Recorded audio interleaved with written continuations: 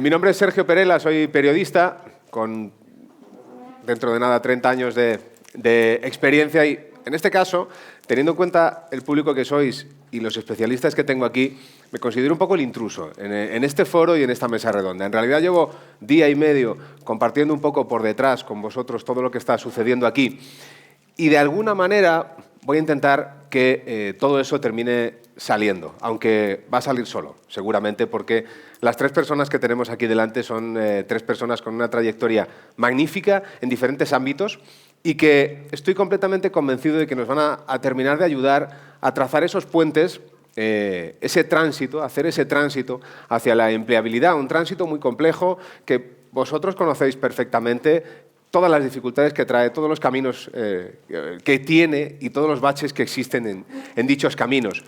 A mí me parece muy bonita la imagen que tenemos en estas terceras jornadas de ese acueducto, porque a veces hay que hacer obras inusitadas para llegar a esa empleabilidad o, por lo menos, al empleo que deseamos, que buscamos, que queremos cada uno de nosotros, que evidentemente es distinto dependiendo de nuestros talentos, nuestras capacidades o nuestra fórmula vital, que al final es algo de lo que también se ha hablado durante estos días y que me parece clave. De todos modos, y sin más dilación, voy a presentar a los perfiles que tenemos sentados aquí y que son los protagonistas y van a ser los protagonistas durante este rato que vamos a compartir con todos vosotros.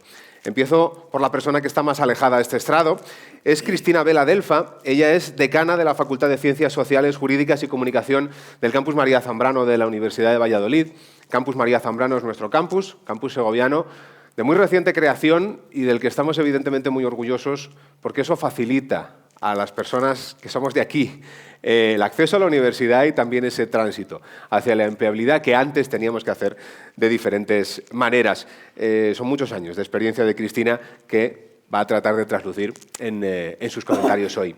En el centro tenemos a Juan Carlos López Rodríguez, 35 años de docencia, contemplan a Juan Carlos, muchas publicaciones, varios libros de los que sin duda nos va a hablar y nos va a desgranar en esta conversación, nominado a Mejor Maestro en 2025, premios que sabéis y creo que entendéis que no son baladís y además él es maestro en primaria ahora mismo. Desde la primaria, desde la cuna empieza nuestro acceso a lo que vamos a hacer después. En primaria se tiene que trabajar de una manera que necesariamente nos tiene que llevar a los otros ámbitos de nuestra vida y es absolutamente clave. Nuestros primeros años en este mundo y en la educación son absolutamente claves. Por eso entendemos que el perfil de Juan Carlos es necesario y era necesario en esta mesa. Y, por supuesto, el perfil del tercer sector, no me gusta nada la expresión, pero no hemos encontrado otra todavía, quizá que se adapte más. Lo representa en este caso Maika. Maika Sánchez Martínez es directora del Plan de Empleo para Colectivos Vulnerables de Cruz Roja y tiene también pues, más de 30 años de experiencia desde este sector, desde el cual o hacia el cual a veces no miramos o como hemos visto en el foro anterior, tenemos dificultades para entender cómo puede ser ese tránsito. Así que son las tres patas de un banco que abrimos enseguida y quiero empezar pues, directamente por Cristina.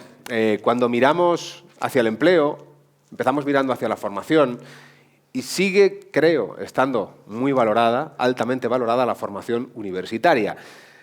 Háblanos precisamente de esos puentes que se tienden desde la universidad hacia el empleo. Cristina, buenos días, bienvenida. Buenos días y muchas gracias. Quiero empezar agradeciendo a la organización de estas jornadas que hayan dado voz a la universidad, en particular a la Universidad de Valladolid y al Campus María Zambrano de Segovia, de la ciudad que acoge las jornadas, y que se acuerden de la importancia de la formación universitaria. Bueno, yo cuando intentaba aprovechar y ser lo más sintética posible este tiempo para exponer todo lo que hacemos desde la universidad, haciendo un poquito una visión de conjunto y balance, me di cuenta de que la universidad acompaña un poco desde antes de entrar en la universidad, ya piensa en la empleabilidad de esos futuros alumnos, por supuesto, durante el tiempo que están con nosotros y también, y eso creo que es importante recordarlo, en el posterior desarrollo de sus carreras. Nosotros tenemos una visión muy abarcadora. Cuando me refiero a que formamos desde antes incluso de que alguien sea un estudiante universitario, es porque la universidad siempre Estamos abiertas a la mirada social, una facultad como la mía de Ciencias Sociales. Es evidente. Y en estos días se ha ido diciendo, ¿no? Cómo estamos en un mercado laboral tan cambiante, que la formación tiene que estar muy al hilo de esas necesidades que se van forjando. Entonces, nuestro propio diseño de los planes de estudio, que conserva lo que son titulaciones tradicionales, también busca un poco innovar y generar titulaciones que se vayan acercando un poco a esas necesidades. Es verdad que no tenemos, y eso es evidente, el marco más dinámico, porque es una institución con todas las letras y con muchas veces unas orientaciones que parecemos un buque, que para conseguir que eso vire no es sencillo, pero yo creo que en los últimos años se están haciendo muchos esfuerzos. Yo voy a poner 2 casos concretos. Mi facultad, por ejemplo, sin perder lo que son unos grados, como puede ser Derecho o Administración y Dirección de Empresas, que son grados que son un servicio. Nosotros somos un servicio público, pero eso es un doble servicio público de acercar lo que son grados con una alta empleabilidad, de cercanía a los estudiantes de la provincia. También hemos tratado de hacer títulos muy avanzados, como puede ser nuestro grado en Comunicación Digital. Pero es verdad que también buscamos una flexibilidad mayor que ahora la normativa nos permite con las microcredenciales, que yo creo que en algún momento se puede poner sobre la mesa. Cuando digo que formamos durante la universidad, creo que es una obviedad, pero sí que me gustaría que nos diéramos cuenta de que estamos haciendo un trabajo, yo creo que es importante que se visibilice, porque la universidad pública se ha dado cuenta, y eso estoy muy contenta de ello, de que no podemos vivir a espaldas ni de la sociedad ni de las empresas. Y nosotros, si veis nuestra dinámica cotidiana con nuestros estudiantes, es una dinámica de acercamiento constante a la empresa. Voy a poner 3 ejemplos. Con mis estudiantes de Publicidad y Relaciones Públicas, que es el mayor número de estudiantes de nuestro campus llevan a cabo estos estudios, estamos siempre en contacto con la empresa, pues desde empresas que vienen a hacer briefing para que resuelvan nuestros estudiantes, briefing que después se convierten en campañas reales. Acabamos de hacer una campaña para Espirituosos España con el Ayuntamiento y que después ven publicadas. Y eso lo que les lleva a que se fomenta muchísimo su emprendimiento e iniciativa, en contra de lo que se cree, que muchas veces se dice que es la asignatura pendiente de España. Pues yo creo que la estamos recuperando, porque nosotros tenemos asociaciones estudiantiles que se están convirtiendo en empresas. Voy a nombrar una, porque si no, no sería justa con ellos. Alfil, que es una asociación de protocolo, que ellos vieron una necesidad en su formación. Dijeron, vuestra titulación que nos ofrecéis está muy bien, pero la parte de protocolo y relaciones públicas está un poquito menos cubierta. Entonces, ellos se encargan de hacer todos los años un curso para formar en ese aspecto. O, por ejemplo, nuestro Festival Publicatesen, que es un festival que nos ha convertido en un lugar puntero para estudiar publicidad, que está hecho desde el principio por los estudiantes que se han convertido en una propia empresa. Y ya termino. También formamos después, y yo creo que en eso, que tengo aquí a 2 compañeras de la parte más técnica de la Fundación de la Universidad de Valladolid, es clave. Cuando me refiero a después, me refiero pues al final de la etapa universitaria, cuando realmente encontrar un empleo se convierte en una necesidad imperiosa y entonces gestionan toda la parte de prácticas de innovación, y luego también en esa formación continua, porque eso yo creo que también se ha dicho en el foro de ayer por la mañana, quedó muy claro que ahora estamos inmersos en una formación continua que la universidad sigue ofreciendo, y el vínculo con nuestros egresados, que son al final, aparte de nuestra mayor carta de presentación, también nuestra mayor fuente de conocimiento de cómo tenemos que ir reorientándolo. Yo creo que lo estamos haciendo bien y quiero agradecer sobre todo a mis 2 compañeras que están aquí el trabajo que realizan, y lo debemos estar haciendo bien porque precisamente hace 2 días nos levantábamos con el dato de que la Universidad de Valladolid, y yo quiero hacer un poco orgullo de región, de Castilla y León y de donde estamos, está entre las 10 con mayor empleabilidad de España, y yo creo que eso siempre es un dato que nos debe poner contentos, pero viniendo de donde venimos más, porque sabemos lo difícil que es a veces sacar adelante proyectos en una comunidad con una dispersión como la que tenemos, con una idiosincrasia como la que tenemos nosotros, y somos los 10º de España en empleabilidad. Y tened en cuenta que en esos 10 hay que poner todas esas universidades que tienen un perfil muy técnico. Las politécnicas, la empleabilidad es muy grande, pero no todo se resume a ser ingeniero, como decíamos ayer. Hay muchas otras profesiones. Y además, profesiones en las que están muy contentos, porque, y ya con esto acabo, yo creo que nosotros somos formación, pero somos sobre todo preparación para la vida, porque al final formarse, buscar un empleo, solo es una parte más de vivir, y lo que nosotros necesitamos es formar para esa vida, y a lo mejor ya son palabras mayores, pero para una vida lo más feliz posible, que pasa muchas veces y sobre todo por un buen empleo. Bueno, eso, que si no hablo yo sola. Pues mira, aprovecho esta última frase que nos ha dejado Cristina, le doy un poco la vuelta, porque, claro, formamos personas, sin embargo, vamos al paso anterior. Juan Carlos, vosotros, cuando formáis a los niños, a lo mejor no estáis pensando en su futura empleabilidad, sería quizá demasiado a nivel productivo, pero esos primeros pasos tienen mucho que ver con lo que va a pasar después. Y ahí la escuela primaria tiene muchísimo que decir. Mira, voy a empezar con una cosa que pasó hace unos años. Estados Unidos compró una máquina a Japón. Entonces compraron la máquina, los japoneses le enviaron la máquina a los americanos y a los 2 meses la máquina se rompió.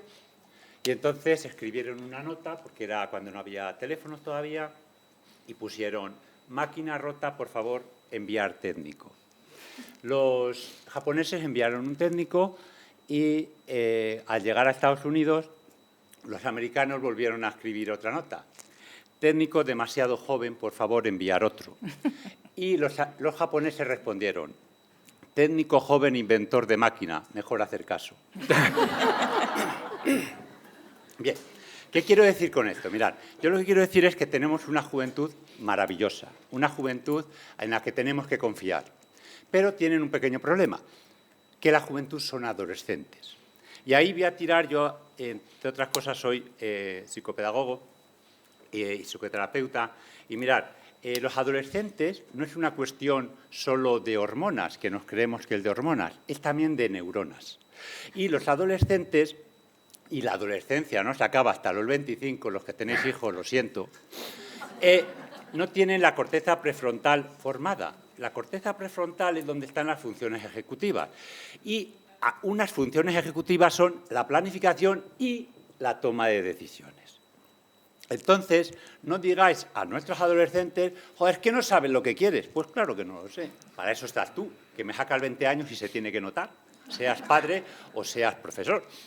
Vale, entonces la primera cosa que quiero decir es que en una decisión muy difícil, porque en muchos casos van a decidir un estilo de vida, la tienen que tomar en un momento en el que no están preparados. Y les tenemos que acompañar, porque orientar no es te oriento y ya estás orientado y te doy la píldora, es un acompañamiento. Yo ahí voy a sacar algunos datos sobre la universidad que quiero que nos hagan reflexionar. Mirad, son unos datos de Tony Wagner que nos dice que el 20% de los chavales no acaba secundaria, ¿vale? De este 80% que me queda, el 20% acaba bachillerato, pero lo deja ahí, se pone a trabajar. Tenemos 60%. El 60% son datos a nivel mundial, pero en España son peores todavía. El 60%, 20% dejan la carrera universitaria y en España un 33% lo dejan en el primer año. El primer año cambian de carrera o lo dejan, algunos incluso el primer mes. O sea, ahí nos tiene que hacer reflexionar qué estamos haciendo en la orientación que les estamos dando en los institutos a estos chavales. Este 40% que me queda, el 20% que acaba la universidad, van a trabajar en trabajos que no hubieran necesitado haber hecho esa carrera. Yo soy de Medina Río Seco y la chica que me atiende a mí en el LUPA tiene periodismo y tiene historia acabada. Ya está trabajando en LUPA. Y hay un 20% que sí, un 20% que van a trabajar en lo que quiere. Bien, esto me lleva, esta introducción, a 3 ideas que quiero compartir con vosotros. La primera es a nuestros chavales, ¿qué les tenemos que decir? ¿O qué les digo yo? Yo creo que hay 4 cosas que tienen que tener en cuenta a la hora de decidir hacer una carrera, buscarse un futuro. Cada una en un grado, pero hay que tener en cuenta las 4 cosas. La primera, que se te dé bien. ¿Vale? O sea, si se te da mal la matemática, no hagas exactas, no te metas en una ingeniería. Si te da mal el dibujo, no vayas a ser ingeniero, ¿vale? Que se te dé bien. Lo segundo, que te guste. Pero cuidado, que estar en el paro no te va a gustar. Que te guste. Desde luego, si la persona tiene clarísimo lo que quiere y le gusta, se acabó. Ninguna de estas 4. Que lo haga. Va a ser de ese 20%, ¿vale? Entonces, lo seguro es que te guste o al menos que no te disguste. El otro día me contaban un caso en Valladolid de una chica que estaba haciendo medicina, ha entrado en el quirófano en las prácticas y se ha desmayado al ver la sangre. Pues a lo mejor no puede hacer medicina. Vale.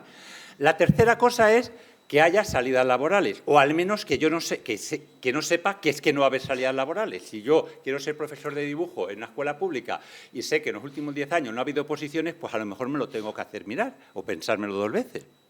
¿Vale? Y la cuarta, condiciones laborales. Hay que decirle, porque están eligiendo un estilo de vida. Ha sacado Oxford unas estadísticas, las carreras de más estrés. La primera, medicina. En España tenemos un 28% de los médicos que han acabado el MIR que quieren dejar la carrera. Bueno, ¿por qué? Pues porque tienen unas guardias inhumanas, están viviendo en unas condiciones, o yo a lo mejor hago una ingeniería y los sábados me van a estar llamando con el busca y no puedo atender a mis niños. Bueno, tengo que saber las condiciones laborales. Y en estas 4 cosas las tengo que tener en cuenta. Bien, esto los orientadores de los institutos tendrían que hablarlo con los chavales, no solo para qué se te da bien o qué te gusta. Hay que tener en cuenta otras cosas. Me voy a los padres, que muchos de aquí sois padres, y vuelvo a dar otro paso a la psicología. En psicología hablamos de una cosa que se llama lealtades familiares heredadas. ¿Qué quiere decir? Si en casa somos médicos, pues hay que ser médico. Si en casa somos maestros, mis hijos son maestros. ¿Vale? Entonces, si te gusta y las condiciones de tu padre, me parece fenomenal. ¿Vale? Y voy a dar la vuelta a las condiciones laborales heredadas en plan un poco negativo. ¿Qué nos pasa a algunos padres? Claro, si yo no he estudiado en la universidad, mi hijo tiene que estudiar a la universidad por narices. El otro día yo pasé por la fachada de la Facultad de Derecho en Valladolid, que es la fachada de la universidad, y oigo una madre que dice a su hija, hija, tú vas a estudiar aquí. Y le dice a la niña, mamá, ¿no hay más sitios? Y dice, no, pero tú vas a estudiar aquí. Sabéis que Derecho se la conoce como la carrera calma conciencia de padres. Tu hijo te dice, estudia el Derecho y estás contento. Te dice que estudia Bellas Artes y ya tenemos el dramón. ¿Vale? Entonces, hay que tener cuidado con los padres, porque claro, las carreras las hacen los hijos, no los padres. Entonces, cuando decimos, no, mi hijo, biotecnología o doble grado de... Ya, pero los 4 años de su edad tan bonita, va a estar estudiando el hijo. El otro día me decía un padre, no, y después de biotecnología, 2 años al extranjero. Que en el extranjero se pasa mal. Yo he vivido 1 año en Estados Unidos, que es la mili, que estás solo. En mi colegio este año tenemos una profesora nativa, una auxiliar de conversación. Esta semana la he tenido que llevar en ambulancia a Valladolid, creíamos que la estaba dando un infarto con 25 años, pero está sola, viene de Arizona, 17 horas en vuelo. Cuando estábamos en urgencia, yo le decía, ¿quién hay en tu casa? Tengo el novio, pero el novio no apareció. No sé qué novio será, desde las 9 de la mañana hasta las 4 de la tarde, yo en urgencias, y el novio no apareció. Lo más importante, si ahora que estamos en novia no es la novia, pues malo lo tenemos, ¿no? Bien. Y lo último que quiero decir, tenemos a los orientadores de instituto, tenemos a los papás que tener cuidadito, porque claro, ponerme el anillo de doble grado y ponerme el anillo de biotecnología, biomedicina está muy bien, pero insisto, que lo van a hacer ellos. Y hacer un doble grado para opositar, pues a lo mejor puedes opositar simplemente sin hacer el doble grado. Y lo último, me voy a la universidad. A ver, en la universidad tenemos casos de chavales que dejan la carrera, no solo en primero. El otro día me hablaban de un caso que iban a dejar químicas en tercero con todo aprobado. Bueno, pues una de las cosas que tienen que saber los chavales es que en la universidad hay orientadores y no los conocen. De hecho, no conocen el servicio de orientación. Y entonces te pueden ayudar y a lo mejor hay que darles el email el primer día o pasarse por las clases y decir, oye, tenemos en la universidad un servicio de orientadores que te puede ayudar. Y lo último, cuando acaban la universidad, todas las carreras tenían que tener al menos un mes que les diga qué van a necesitar. Pongo el ejemplo de magisterio. Pues si en magisterio vas a opositar y tú haces el C1 por la escuela de idiomas, te cuenta medio punto, pero si lo haces por Cambridge te va a contar 0,25 y en el apartado malo. Y eso no lo saben los chavales, ¿vale? Y lo mismo en las demás carreras, porque claro, como nos da vértigo y además a los padres esa palabra también nos gusta, ¿qué va después de la universidad? El máster. Claro. Cuando se acaban los estudios, en psicoterapia trabajamos el duelo. Y hay que trabajar un duelo, porque el dejar los estudios, que me lo dan todo hecho, al mercado laboral donde me tengo que buscar la vida, da vértigo, ¿vale? Termino con un cuento como empecé. Hace unos años, yo vivo en Medina Roseco y tenemos un canal de Castilla. Yo iba caminando por el canal de Castilla y me encontré con un 100 pies en el suelo. Y era un chaval de estos de 25 años, le dolía mucho los pies. Tenía un dolor de pies terrible. Pero se encontró con la señora Lechuza, que estaba ahí arriba, muy sabia, de estas que vienen a los congresos y además de los que los abren. Y le dijo, perdone, señora Lechuza, me duelen mucho los pies. Usted que es tan sabia, por eso está ahí arriba. ¿No me puede decir un remedio para el dolor de pies? Dice, sí, hombre, conviértete en un ratón, tendrás 4 patas y una 25ª parte del dolor de pie. ¡Ah! ¡Qué sabia es usted, señora Lechuza! Claro, pero perdone, señora Lechuza. ¿Cómo? ¿Cómo me convierto yo en un ratón? La señora Lechuza, muy enfadada, se volvió al ciempiés y le dijo, ¿cuándo os daréis cuenta que yo estoy aquí para enseñar la política a seguir, no para detalles de simple ejecución? Me he sentido identificado en varios aspectos. Yo, evidentemente hice periodismo. Mi padre no quería que hiciera periodismo, obviamente. En ese sentido no soy un intruso porque son 30 años de experiencia, pero ha habido años en paro. Sé lo que es el SEPE, el EFIL. Alguno me conocerá, seguramente. Sé lo que es que te digan, pues es que para tu perfil, no sé yo aquí, ¿eh? Y dices, bueno, ¿y qué hago? ¿Dónde voy? ¿Dónde lo busco? ¿No? Pero claro, esos son problemas que tenemos nosotros, familia clase media, que ahora va difuminándose, pero que existió. Problemas que, Maika, no sé si se parecen mucho o nada a gente que tiene problemas tan abismales que, bueno, que ni siquiera en la primaria hay capacidad de corrección porque es que a lo mejor ya los han heredado de cuna incluso. Maika, el momento en el que entra tu experiencia en Cruz Roja. Bueno, yo no voy a poder contar un cuento porque no soy maestra, lo siento. Pero bueno, voy a intentar contaros, aunque en el taller anterior, que estaban mis compañeras de Cáritas, me lo han puesto fácil, porque han hecho la introducción de lo que vivimos y trabajamos todos los días las entidades del tercer sector, principalmente el área que trabajamos los temas de empleabilidad, que están por ahí también los compañeros del secretariado gitano, ¿no? Bueno, voy a empezar por la universidad, sí, voy a empezar por los que tienen título universitario, pero es que vienen de otro país, y claro, es decir, vienen de otro país y entonces en el nuestro no les sirve de nada, aunque tienen sus competencias técnicas, tienen sus habilidades y podrían ejercerlo, y además incluso hay empresas que querrían contratarles, porque además a veces son médicos, doctoras, enfermeros, ingenieros, no sé si periodistas. Pero... Puede ser, seguramente. Yo conozco uno. Quiero decir, gente, pues como lo sabéis, que han venido de Ucrania en los últimos tiempos, o da igual, o de África, porque nosotros siempre decimos que vienen los que tienen las agallas de saltar el charco, de venir, que muchas veces que son los que tienen las mayores competencias para poder hacerlo, ¿no? Entonces, ¿en qué les ayudamos? Pues les ayudamos en homologar esos títulos que tienen, ¿para qué? Para intentar al menos que esa escalada diferencial de la formación que tienen pueda ser utilizada, porque es un capital humano importantísimo, no solamente para ellas, sino también para nuestro país, para nuestro desarrollo humano, económico, social, cultural. Entonces, pues dependiendo, si tienes me voy a centrar en los de la titulación universitaria, como decían mis compañeras de Segovia, pues dependiendo de dónde estemos, pues puede durarte conseguirlo 1 año, 2 años, depende. Depende si también nuestro país necesita con mayor agilidad o no el que esos títulos se obtengan y se reconozcan para que puedan entrar en el mercado laboral, ¿no? Pero, ¿qué es lo que pasa? Que claro, parece que es que nuestro mercado laboral es igual y no.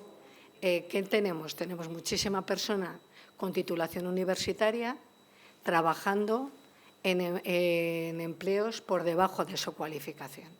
Y el ejemplo me lo has puesto, trabaja en un supermercado, etcétera. Claro, ¿qué pasa con esto? Que claro, aquí hay un desajuste entre todos esos puestos de baja cualificación. En teoría, en cualquier economía eficiente, debería estar ocupada por personas que tienen esa formación. Pero si, claro, están ocupadas por personas de alta cualificación, están expulsando, no la persona, Es decir, ese mercado está expulsando a todas aquellas personas que deberían estar ocupando ese puesto de trabajo. Con lo cual, ¿qué ocurre? Que las altas tasas de desempleo que existen, es decir, lo que hay ahora, es decir, hemos mejorado muchísimo en la tasa, ha bajado muchísimo la tasa de desempleo, que esto es una buena noticia, pero ¿qué pasa? Cuando rascas en esos 2,5 millones que quedan, ¿quiénes son? Yo siempre digo, quedan los nuestros. Es decir, en el sentido de la gente que no tiene formación, la gente de baja cualificación, la gente que ha dejado, que tiene más de 45 o 50 años, que ha sido expulsada y que no vuelve al mercado laboral porque como no ha habido formación continua en las empresas, de manera intencionada, pues se han quedado obsoletos. ¿Es responsabilidad de las personas? Bueno, pues un poco de todo. Nosotros siempre decimos que es un poquito de todo, ¿no? Es decir, que es responsabilidad de todas las partes saber por dónde va el mercado laboral o por dónde tiene que ir la empresa en la que estás trabajando. Y aquí una atención a los orientadores y orientadores, que también nos puede pasar. Por eso la necesidad también de seguir reciclándonos, ¿no? Entonces, ¿qué pasa? Que dentro de todos los temas de empleabilidad hay que hablar del mercado laboral, hay que hablar de subempleo, hay que hablar de la sobrecualificación, porque, claro, está afectando a la gente de más baja cualificación que estarían en esos puestos, ¿vale? Está demostrado, ahí están los datos, que a mayor formación, mayor acceso al mercado laboral, mayores posibilidades de condiciones laborales adecuadas. Pero, claro, depende de lo que estudies, aunque seas universitario, como se ha dicho aquí, ¿no? ¿Por qué? Porque hay un desajuste entre la oferta y la demanda. Puedes haber estudiado esto, pero no encuentras trabajo, por eso lo de la sobrecualificación. Insisto en esto porque nos afecta directamente a la gente que tiene baja cualificación, que serían sus puestos, y por favor entenderme, sus puestos como si fuera algo premeditado, ¿no? Y sigo bajando de escalón. Entonces ahora nos vamos al bachiller y a la ESO. Y aquí me voy a centrar en los jóvenes que atendemos. ¿Qué pasa? Decíamos, es verdad, depende de dónde nazcas, depende el barrio de donde nazcas, no tanto las capacidades que tengas, tus posibilidades de formación, de acceso a una orientación adecuadas, de apoyo familiar, ¿no? En los casos que veíamos antes, es decir, si tu propia familia no cree en tus propias capacidades, pues imaginaros las dificultades que la gente tiene para salir adelante. ¿Qué hacemos con las personas jóvenes con las que trabajamos? Es verdad que no están, quiero decir que, pues eso, tienen menos de 25 años, su cerebro está donde está, no tienen la capacidad a veces de poder decidir y elegir, y ahí hay un papel fundamental que estamos haciendo, que es hacer un tema de orientación profesional. ¿Quién eres? ¿Qué te apetece? ¿Qué te gusta? ¿Qué hacemos? Pues en vez de empezar a hacer, mira, lo mejor que puedes hacer es un certificado de profesionalidad, porque eso te viene bien porque tienes tu título, o mejor este curso, o lo que llamamos es todo lo que tiene que ver con un tema de testeo de oficios. ¿Qué es eso que a ti te puede motivar, moverte y levantarte por la mañana? Aquello que te mueve, ¿no? ¿Cuál es ese propósito que intuyes? Entonces, ahí lo que hacemos es, bueno, pues en vez de que la gente haga 200 horas de formación o un certificado de profesionalidad y cuando ha terminado dice, pues es que esto no era lo que a mí me gustaba. Que eso supone una inversión económica bestial, un desaprovechamiento del recurso público-privado, es que antes de que accedas a esa formación puedas intentar saber si eso más o menos es lo que te puede interesar. Por eso hacemos formaciones muy cortitas, principalmente de sensibilización de 80, 100 horas, que te permite saber si es eso. Te permite saber también adquirir hábitos laborales, porque te tienes que levantar por la mañana, tienes que trabajar en equipo, ir adquiriendo todas esas habilidades blandas, y la excusa es esa formación a veces, que te van a pedir, da igual en cualquier puesto de trabajo, que nos están pidiendo en cualquier puesto de trabajo. ¿Cómo las sabemos? Pues porque estamos en permanente contacto con las empresas, lo decían nuestras compañeras de Cáritas, pero no solamente en los temas de intermediación. cualquier formación, cualquier orientación profesional, ¿qué hacemos? Mesas de diálogo con las empresas a nivel local, no lo que contamos a nivel local, qué es lo que necesitas, cuál es el perfil, qué le pedirías a una persona para trabajar, cuáles son los requisitos, porque a veces también trabajamos con las empresas. ¿Para qué pides un requisito que realmente no lo necesita ese puesto de trabajo? ¿Para qué pides inglés si estás con la fregona? ¿Se va a poner a hablar en inglés con la fregona? Es decir, es un detalle tonto, pero hay muchos puestos de trabajo que requieren que en los requisitos están poniendo aspectos que no se necesitan. ¿Para qué los pones? Estás echando fuera a muchísima gente que podría hacer ese puesto de trabajo sin ningún problema. Y ahí es donde está también el desajuste entre la oferta y la demanda. Gente que quiere y podría trabajar, pero que no accede a las ofertas de trabajo porque hay requisitos que me estás pidiendo que no lo tiene la inmensa o que no lo van a requerir. Entonces, ahí hacemos también un trabajo de ajuste entre oferta y demanda. Y luego también trabajamos con las empresas, ¿cómo pretendes que alguien quiera trabajar 2 horas por la mañana de 7 a 9 de la mañana y por la tarde de 7 a 10 de la noche por 300 euros? ¿Tú trabajarías? Quiero decir que hay un tema también donde trabajar todo el tema de la sensibilización y de la concienciación del tema de las condiciones laborales de las que hablábamos, ¿no? Entonces, también ahí hay un trabajo muy importante que se hace.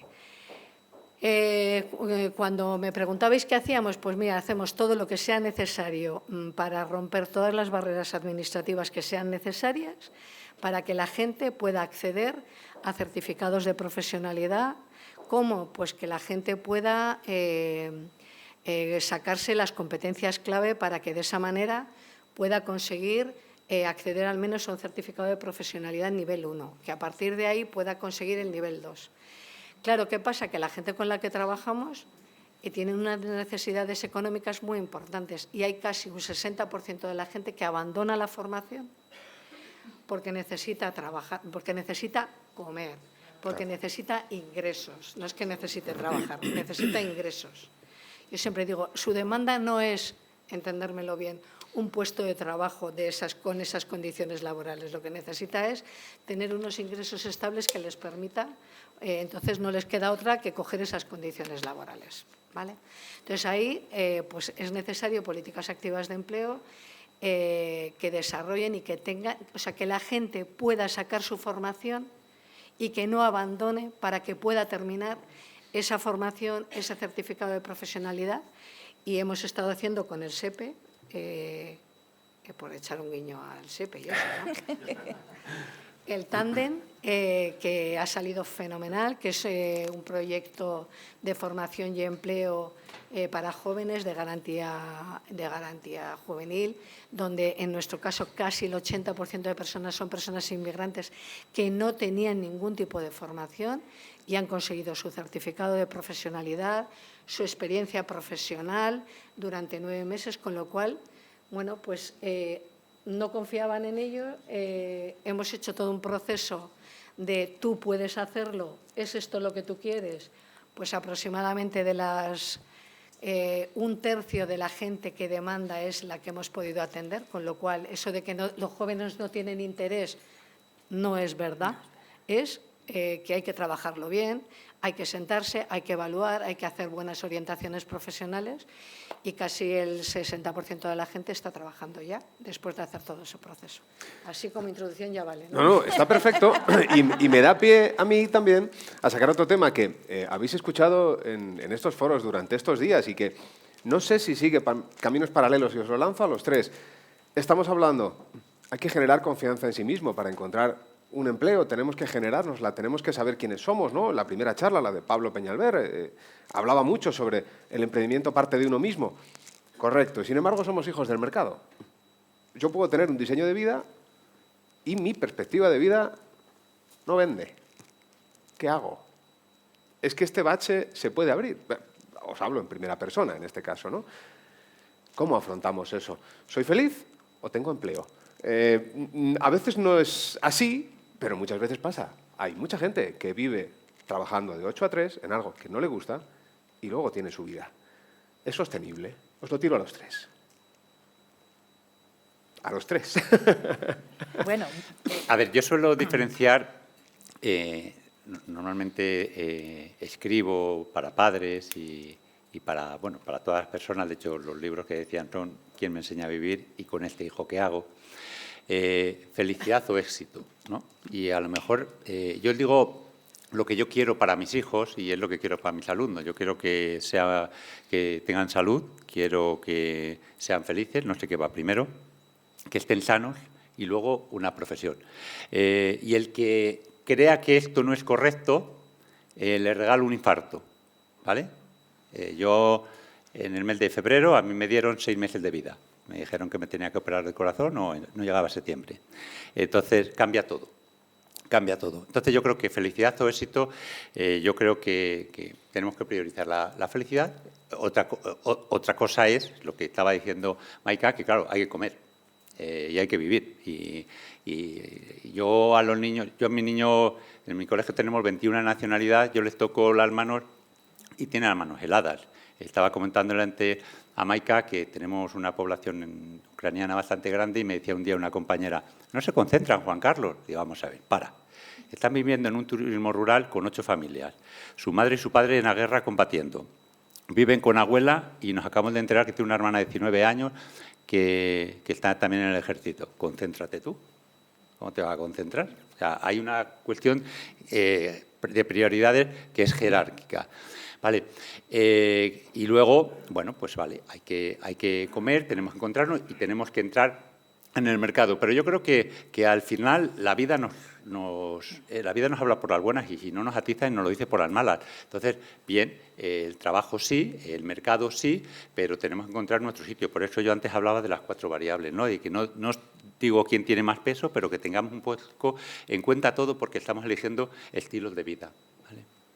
y yo creo que al hilo de tu primera intervención y de esta segunda, también yo creo que pues que la vida es una carrera de fondo, ya que habéis dicho antes que erais los 2 corredores.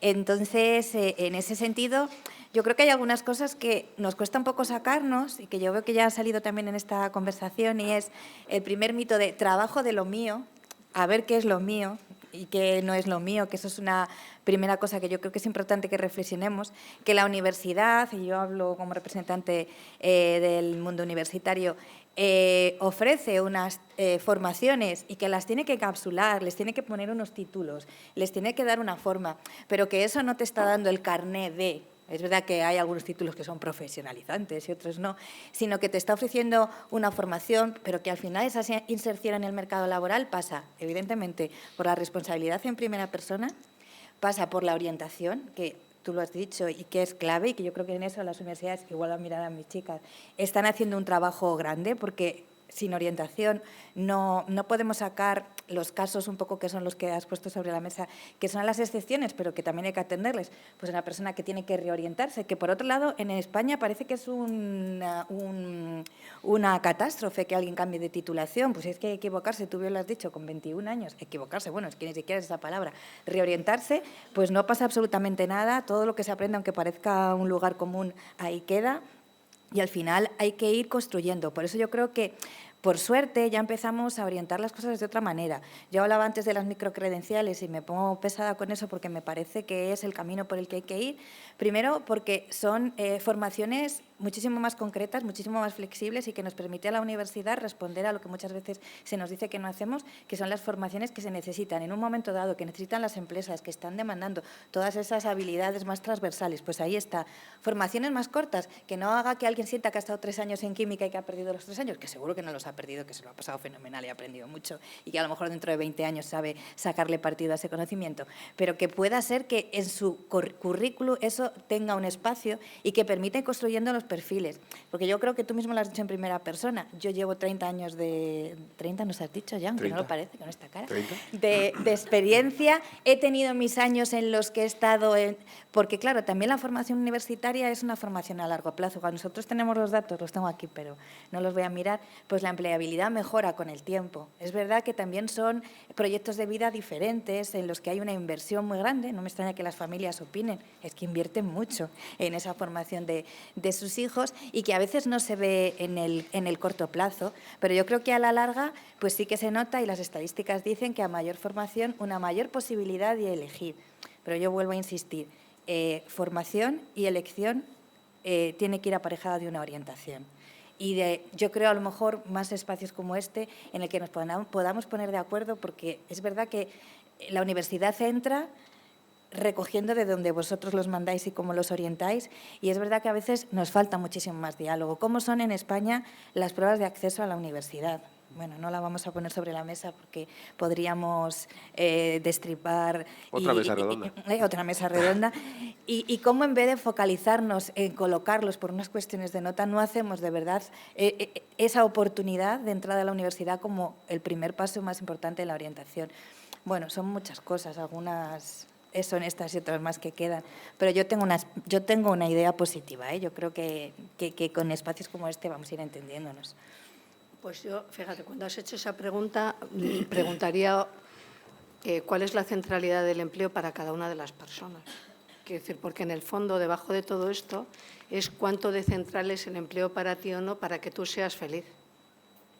Esa es la base para mí. O sea, no es que sea para mí.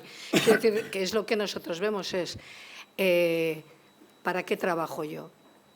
Uno, para realizarme profesionalmente, para que me genere ingresos para poder hacer lo que me da la gana. Entonces, dependiendo que te respondas, pues así es lo que tú eliges.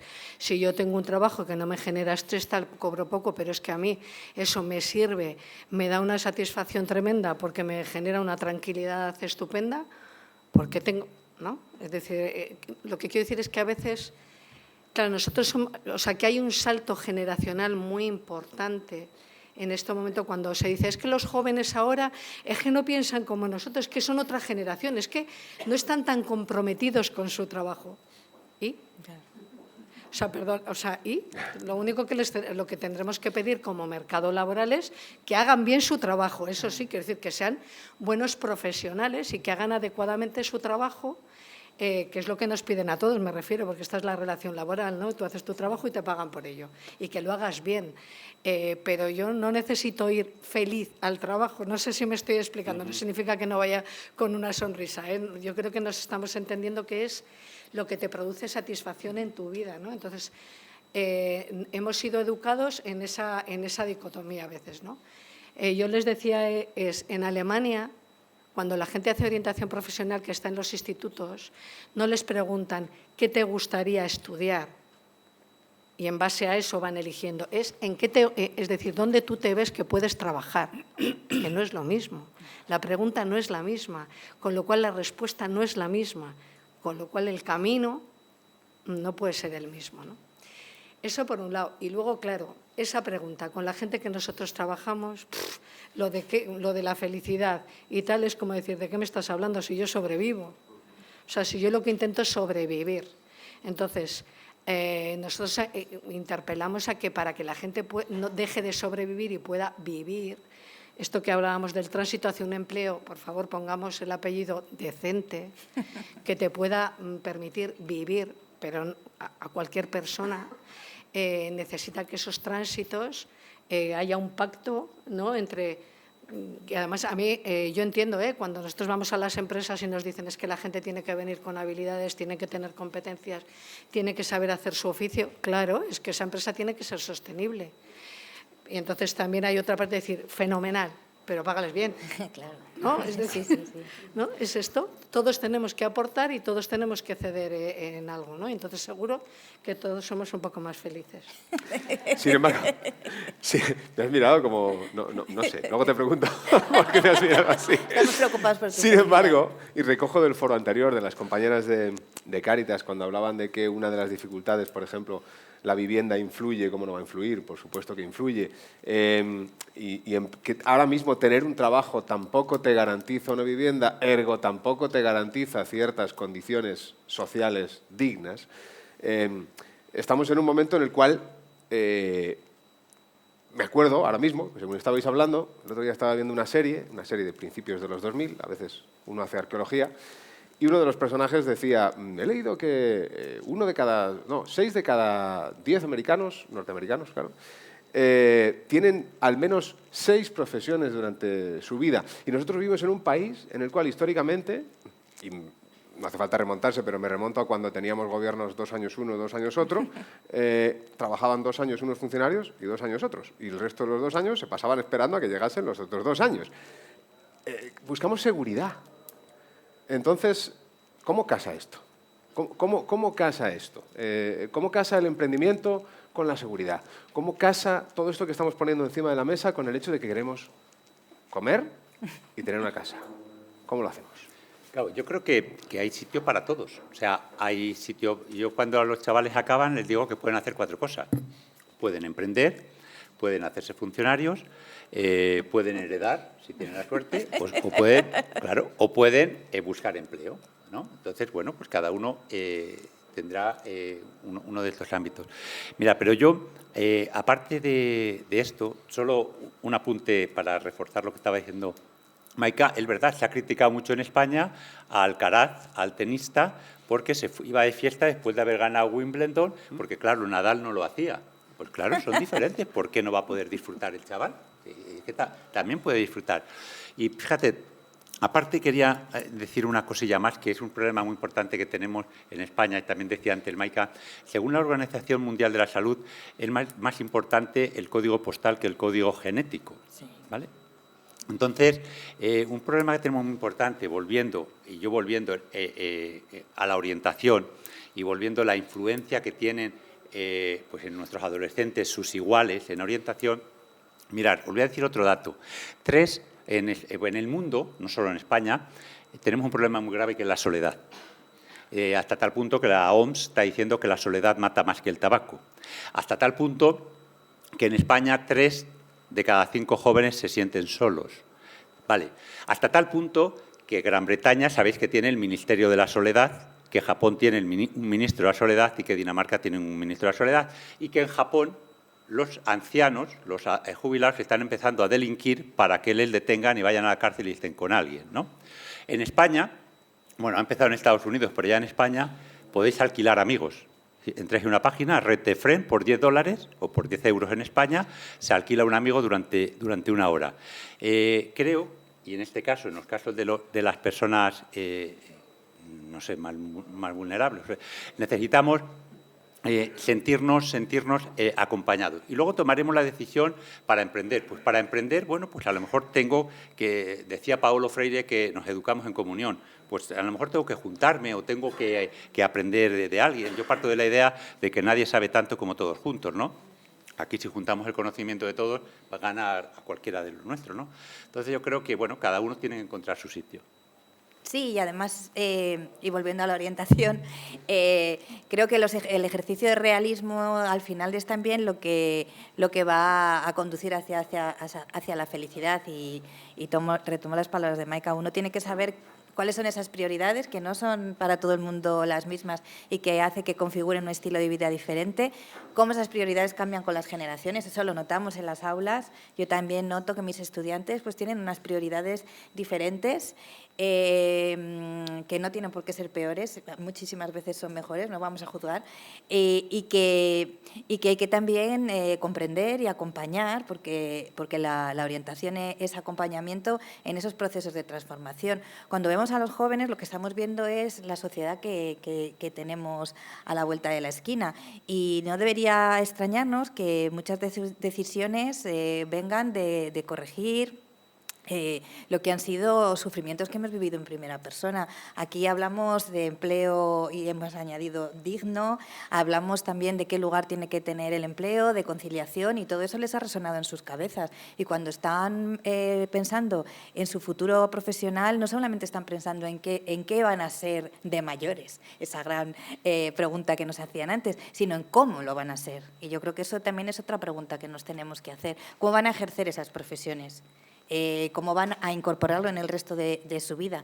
A veces centramos los debates en cuestiones como seguridad o emprendimiento, en muchas cosas, pero ¿cómo vamos a construir ese puzzle de vida donde el empleo es algo que es central y necesario para el desarrollo de todo lo demás, pero todo lo demás está ahí haciendo posible esa vida. Entonces, yo veo constantemente a mis estudiantes, además son de titulaciones, bueno, que hablan mucho, que comparten mucho, que ponen mucho en común. Es verdad que notamos también esa necesidad de acompañamiento psicológico, porque no es sencillo, tú lo decías antes, no es sencillo salir de la vida académica arreglada para entrar en el trabajo, pero tampoco es sencillo salir del acompañamiento que tiene la familia en las etapas anteriores que ir a la etapa universitaria. Y al final lo que nosotros necesitamos es ofrecer ese acompañamiento total.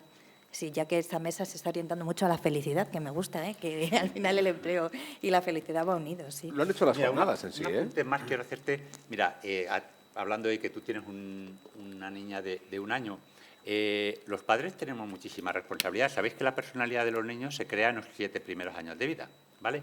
Entonces, Dick Verne nos dijo que hay una serie de cosas que llaman mandatos e impulsores, y tenemos 4 impulsores, solo voy a hablar de esos para no extenderme, y eso nos genera una cosa que se llama un guión de vida, el guión de vida de cómo tú estás marcando la vida de tu hija.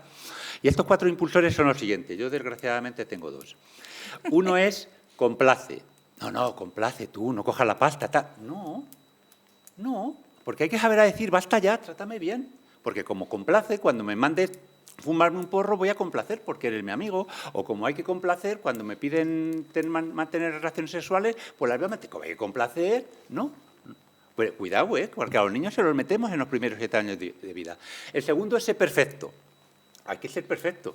Pues tampoco, yo no le tengo el de ser perfecto, pero en mi casa le tengo y le sufro. Porque se hacen las cosas perfectas y si no se repiten. Y no vale una hoja tapada con tipes. Se hace de nuevo todo. Otro es esfuérzate. Yo sí le tengo. Y es una faena. Cuando yo acabé mi tesis doctoral, ¿sabes lo que me dijo mi madre? Hijo mío, ¿qué vas a hacer ahora? No te hagas un holgazán. Claro, ¿qué me pasa? Pues que los domingos yo estoy trabajando 6 horas como mínimo y tengo un vecino que me dice, Juancar, cómprate unas pipas de Mercadona y relájate ya. Vale. Y el tercero es, date prisa. Y yo también le tengo, porque yo recuerdo a mi padre que se había quedado con mi madre a la 1 y 1 minuto era muy tarde. No tarde, era muy tarde. Entonces estaba, Telvina, que llegamos tarde. Entonces, todas estas cosas, toda esta seguridad, lo que decimos, todo esto se lo vamos generando en los primeros años de vida. Por eso, en los primeros años de vida, desgraciadamente, creamos muchísimas inseguridades. Mirad, hablaba antes con Michael, el guión de vida, le contaba 2 casos, los voy a contar rápidamente, que yo tengo en el colegio. Los niños en el colegio, muchos niños están viviendo una realidad muy dura. Y los profesores somos una segunda oportunidad porque lo que viven en sus familias es muy duro. Yo le contaba que yo tengo un alumno que le dije a su madre que tenía que abrazar a su hijo y cuando entró el niño de 8 años conmigo le dijo, ¿sabes lo que te digo? Que yo intenté abortar de este y no lo conseguí. Eso en psicología se llama el guión de vida futuro. Es un mandato que es no existas. Si no le importa a mi madre, ¿qué hago yo en este mundo? El segundo caso que le comentaba, yo suelo poner notas a los niños cualitativas, majas, bueno, y aquí hay algún padre que lo sabe, porque tengo a su hijo este año. Y entonces pongo notas y me dice el niño, teacher, esto a mi madre no le importa. Digo, bueno, dáselo a tu padre. Y dice, a mi padre no le importo yo. Vale, pues todo esto va a generar luego pues, unas personalidades seguras o inseguras a la hora. Se van a creer que no se merecen ese buen trabajo digno. No, o sea, yo no me merezco eso. Y sí, ¿cómo no se lo va a merecer? Entonces hay que romper esas. Sí, yo cuando os escuchaba que estábamos hablando antes, yo creo que también todo esto es producto del modelo de sociedad que tenemos, que no podemos dejar de ponerlo encima de la mesa. Es decir, el modelo de sociedad, todo el tema de la soledad, de la competitividad, de no encontrar un trabajo tal, tiene que ver con una sociedad cada vez más competitiva, pero competitiva en el sentido de salvaje, de todo vale, a costa de lo que sea, donde el bien común cada vez desaparece más, donde la comunidad ha dejado de existir.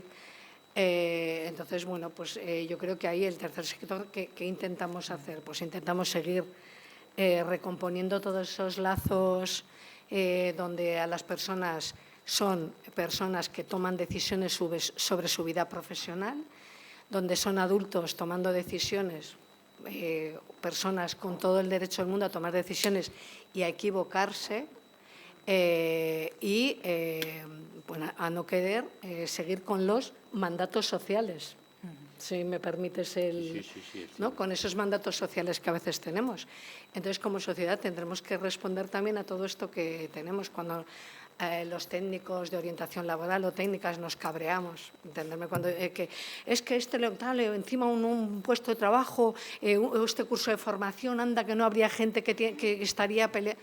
Es que tiene derecho a elegir que no, es que tiene derecho a decidir que ese curso no es el que quiere, porque igual necesita más tiempo para darse cuenta o no que para poder tener mejores condiciones laborales tiene que formarse más. Es que la vida es así. Quiero decir, es que hay un elemento también, yo últimamente uso mucho la palabra infantilismo social, ¿no? También en el sentido de decir, uno tenemos que asumir también las consecuencias de nuestras decisiones. Digo, en todo, ¿no? En nuestra vida personal, pero también en la profesional. Cuando tú, otra cosa es que no tengas oportunidades para poder formarte. Y ahí es donde, como entidades o como administración, no puede haber personas que queriendo formarse o que pudiendo formarse no tengan las condiciones para poder hacerlas, no se reduzcan barreras administrativas, como antes se contaba, para que la gente pueda tener vidas decentes. No puede ser que haya gente que no pueda acceder a una universidad habiendo llegado y teniendo un buen expediente profesional, porque no hay plaza suficiente y entonces tenga que ir a una privada. Tenemos que rebelarnos ante esto, porque como ciudadanos tenemos derecho a poder progresar, porque es la única forma de poder desarrollarnos profesionalmente, ¿no?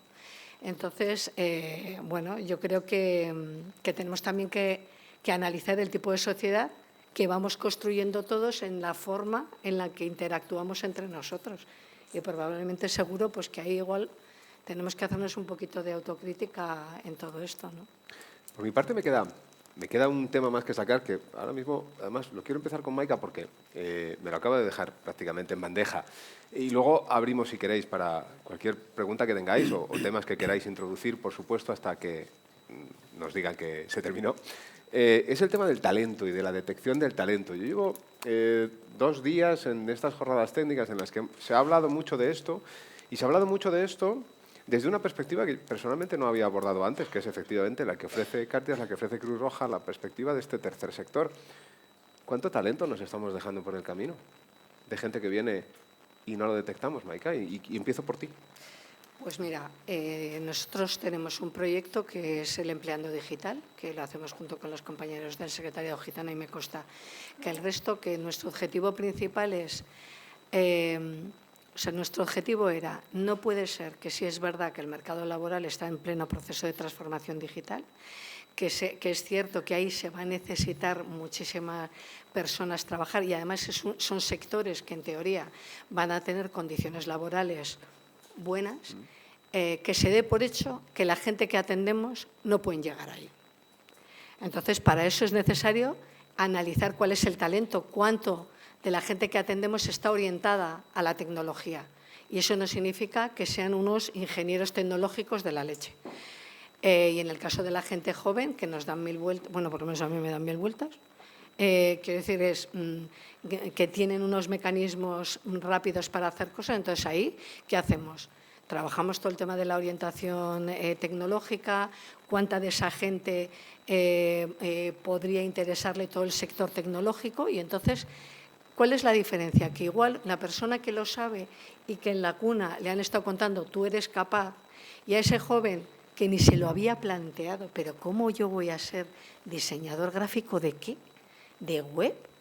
¿Que voy a ser capaz de estar en una empresa trabajando temas de Java? Es decir, pues lo hemos hecho, pero requiere tiempo, esfuerzo, eso requiere analizar cuál es el talento de cada uno, que las empresas esperen un poquito, igual necesitan un poquito más de tiempo para llegar, que les abran las puertas para que estén más cerca del mercado, para que vean que es posible.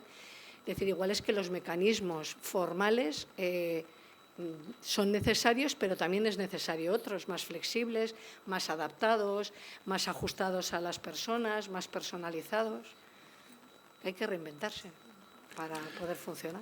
Yo creo que lo que has dicho, vamos muy deprisa. Sabéis que en otros países existe lo que se llama un gap year. Cuando acaban el bachillerato, tienen un año medio sabático, y entonces pueden pinchar y ver y encontrar dónde está su talento. De hecho, Steve Jobs, tenemos las letras que tenemos gracias a él porque le dejaron entrar en clases de sánscrito, ¿no? de la escritura hindú.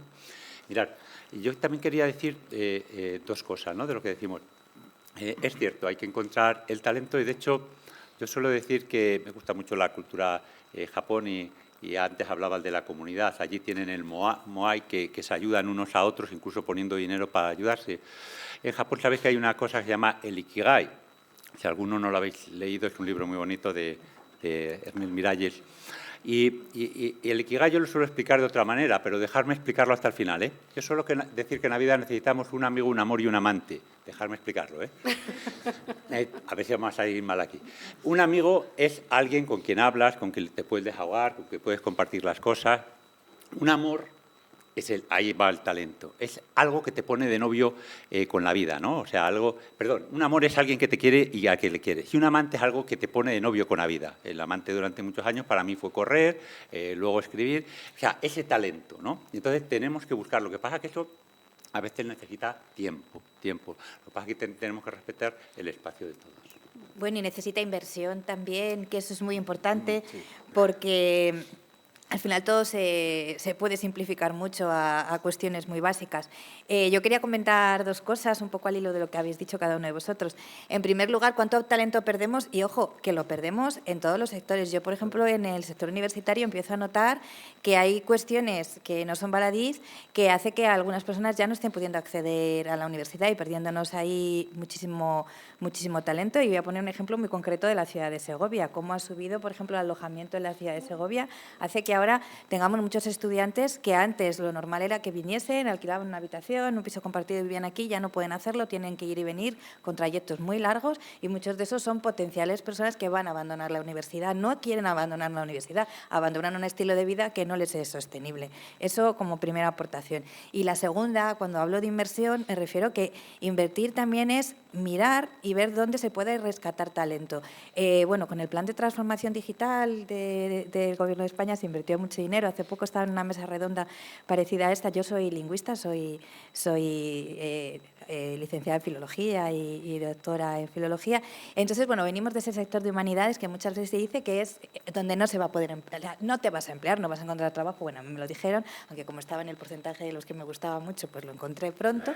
Pero bueno, por ejemplo, vuelvo al tema del plan de transformación digital, pues ha habido un momento en el que había un dinero y había que formar personas para el mundo de la IA. Bueno, ahora no ha salido en esta charla, es raro, pero... Que ha salido mucho. Ya ha salido mucho.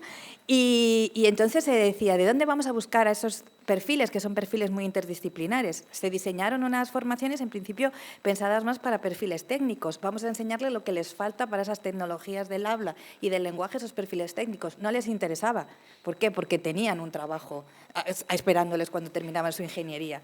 Entonces, ¿qué se hizo al final? Darle un giro a esa formación, y lo que se formó fue a los lingüistas, a los filólogos. Y de ahí han salido personas que están trabajando en empresas tecnológicas, porque al final, bueno, tener esa flexibilidad, no tener a lo mejor esa vida tan resuelta de un universitario que cuando acaba encuentra su trabajo, es el que le lleva a transformarse y rellenar a esos nuevos espacios que necesitan nuevos talentos. Entonces, bueno, invertir en todos los momentos, yo creo que es lo que nos va a hacer que rescatemos ese talento, que es mucho, y que no podemos permitirnos perderlo, porque es verdad que hay nuevos caminos que se abren y hay que llegar a ellos.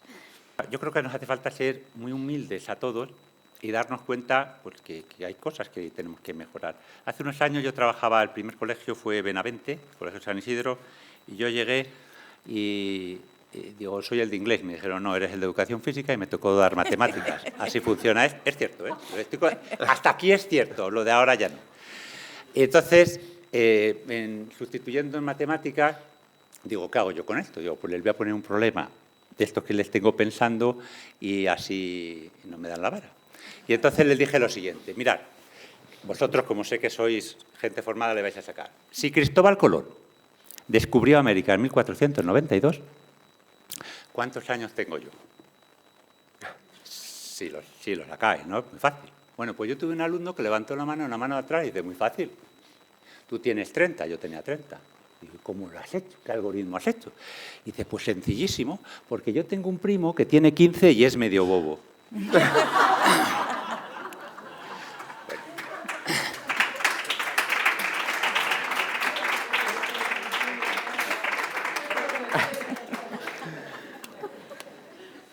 En ese sentido, yo sí que quería decir, no sé si os estáis dando cuenta, os están poniendo muchísimo trabajo a los orientadores, constantemente. El orientador tiene que dar la mano, tiene que llevar.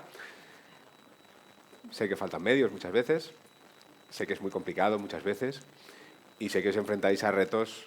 Estoy recordando ahora, con toda esta conversación, la última vez que acudí al SEPE, yo venía de haber sido el primer periodista del mundo de los eSports aquí en España. El mundo de los eSports existía, pero por debajo de radar. De repente hubo una inversión muy grande. Esa inversión llevó a que Movistar hizo un canal y me pusieron ahí. Yo no tenía ni idea. En 2 meses estaba funcionando y estábamos presentando un programa y haciéndolo y caló. Yo pensé, he vivido la mayor transformación de mi vida. De aquí no me baja nadie. No me baja nadie, me bajó la financiación. Se cerró el canal y cuando fui a preguntar al director general de Movistar entonces de programación me dijo, no hay sitio para ti. Digo, sí, pero si vengo de tener un programa en cero, entonces era cero el canal. Y como, pues me quedé en la calle. Me quedé en la calle año y pico y mi visita al SEPE, cuando vio el currículum, aquella mujer encantadora. Alecil. No. Entonces no... En 2000... ¿Cuánto? No, fue después. Entonces era ECIL, efectivamente. ECIL. Fui a los dos, pero fue mi visita a ECIL. Una mujer encantadora miró mi currículum y me dijo, esto es interesantísimo, pero ¿qué hacemos con esto? Digo, no lo sé, vengo a preguntarte. No lo sé. Ahora da la sensación, por lo que he escuchado en estos foros, que las empresas están yendo a por, que ya no es tanto ese esfuerzo del trabajador de ir a vosotros y luego buscar las empresas y que vosotros hicieseis ese nexo. Ahora las empresas dan la vuelta. ¿Por qué no lo daban antes? Es una buena pregunta. A lo mejor no hacía falta y ahora hace falta. Pero claro, ahora dicen, es que nos hacen falta estos perfiles. Ya, bueno, y os lo tiro a vosotros, ¿no? Que no hay preguntas. ¿Y qué les decimos a esas empresas? ¿Dónde estaba que la los, planificación? que los peces son los que hay, ¿no? ¿No? Sí. ¿Dónde estaba la planificación también? Es decir, hay una parte también que tiene que ver con cuánto se planifica o no en relación a las necesidades que hay.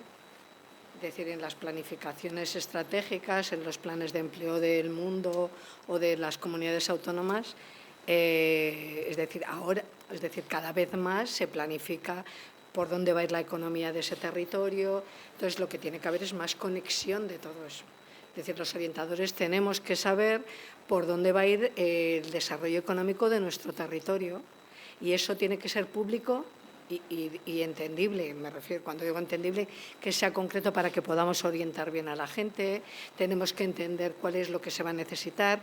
Esas empresas tienen que ser capaces de anticipar, pero me imagino que le pasará a las universidades, ¿no? Es decir, ¿cuántas veces hemos oído eso de, no, si hacemos esta formación ocupacional, porque se ha hecho siempre? ¿No? Esa frase es fantástica. Sí. ¿No? O no, es que este instituto de formación profesional está lleno. ¿Y cuánta es su tasa de inserción? ¿Cuánto de eficaz es eso? No se coloca nadie, pero ¿qué vas a hacer si no con los profes? ¿No? Es decir, reciclarles. No sé, o sea, que yo ya sé que es una obviedad, pero ¿no? Es decir, pues habrá que reciclar a la gente. Entonces, o sea, quien piense que, igual los funcionarios sí, pero en el resto del mundo, que tampoco, quiero decir, es quien piense que lo que estudia hoy le va a servir para mañana, le sirve para hoy, pero tenemos que estar en pleno proceso de reciclaje, de formación continua a lo largo de toda la vida, y eso implica muchísima agilidad. Antes se ponía el ejemplo de Lanbide. Es decir, el modelo de formación profesional dual, que los alemanes lo llevan trabajando muchísimos años, cuando todo el tema de la crisis del 2008 y de tal, que se vivió en toda Europa, ¿por qué sus tasas de desempleo no fueran tan altas? Porque hicieron todo un trabajo estratégico y de reciclaje también de sus profesionales, a lo bestia, pero nosotros es que parece que vamos a pedalillo. para poder cambiar los planes de formación, reciclarnos como profesionales. Entonces, es que no puede ser, con lo cual tienes un país tranquilamente. O sea, entenderme, por favor, cuando digo tranquilamente, es que el modelo productivo, y luego, ¿cuál es el modelo productivo que queremos? Queremos un modelo productivo con bajo valor añadido. Y ya sé que esto se habla, pero vamos, si tú te coges la hemeroteca del 2008, ya se hablaba de este tema, ¿eh? O sea, ya se habla de todo esto. Entonces, los orientadores, ¿con qué orientamos? ¿Con qué instrumentos orientamos? ¿Cuántas veces nos hemos sentado con los que nos dicen por aquí van los tiros y el año que viene voy a necesitar 2.000? Y os pongo un ejemplo y ya termino. Con todo el tema del empleo verde, ¿no? Sí. Nosotros también cometimos, que ahí va a haber mogollón de trabajo, porque eso dicen, porque ¿no? Mucha inversión, tal, venga, tenemos que formar ahí y tal. Entonces, ¿no? Claro, cogemos, claro, aquí, si venga, pues venga, formar tal, en eólicas, tal. Cuando vamos a las empresas, sí, formamos a la gente y clink. Bueno, no, todavía no, es que no nos ha dado tiempo, es que tal, dice, ¿no? Dinero invertido, la gente formada, interesada, pactada con la empresa, pero si luego la empresa te dice, todavía no, ¿qué haces? ¿Qué enseñas? ¿Qué aprendes? ¿Para qué me voy a formar si total me han dicho que sí, luego no? Sí. Entonces, no, o sea, tiene que haber una mayor cooperación efectiva de lo que se necesita para que la gente le resulte rentable formarse. Que no... ¿Y cuánta frustración en el camino? Para vosotros que sois formadores y os la encontráis día a día. Claro, yo creo que es muy importante lo que has dicho, tenemos que trabajar todos en comunión, punto uno. Segundo, también que habías apuntado tú antes, estamos en un mundo cambiante y tenemos que educar a nuestros alumnos a un mundo cambiante. En Estados Unidos, en el currículum, se ponen las veces que has fracasado y es algo positivo, porque si has fracasado es que te has vuelto a levantar, ¿no? Y aquí parece que lo escondemos. Aquí... Yo creo que es importante. Y una última idea que yo quiero decir es decir, a ver, esto que se cueza aquí en estas jornadas es muy interesante. Yo antes de venir pues me vi las de los 2 años anteriores y hay muchísima información y esto no puede quedar en estas puertas. Hay que abrirlo, hay que difundirlo, pero hay que difundirlo de oficio. ¿Qué quiero decir? Los orientadores de nuestros institutos tienen que saber esto. Me llamó mucho la atención el año pasado una jornada sobre LinkedIn, que no saben los chavales de LinkedIn. Pero es que no saben los orientadores de los institutos de LinkedIn. Entonces, que esto no se quede aquí, por favor, que se mande, que se llegue, que no sea solo a voluntad de... ¿no? En España, por ejemplo, en la carrera docente, la formación es obligatoria pero voluntaria. ¿Qué quiere decir? Que tú te puedes formar, pero en lo que te dé la gana. Entonces yo me puedo estar formando, si me gusta el yoga, en yoga 35 años. No, te vas a formar en esto que estás haciendo. Sí, bueno, yo redundar en lo que estáis diciendo de la planificación. Imaginaos poneros en el papel de una institución universitaria que todo requiere una burocracia y unos plazos, entonces necesitamos poder mirar a futuro con cierta guía, orientación también para los formadores, que necesitamos saber hacia dónde llevar. Pero bueno, en ese sentido, pues también como se ha dicho aquí, hay formaciones muy transversales en competencias que al final yo creo que permiten hacer ese cambio del que tú hablabas, que los fracasos no existen, que son reorientaciones y que hay que asumirlas como parte de la vida, sobre todo en una sociedad como esta que cambia tanto y que creo que además son oportunidades interesantes de reconstruirse, de reinventarse.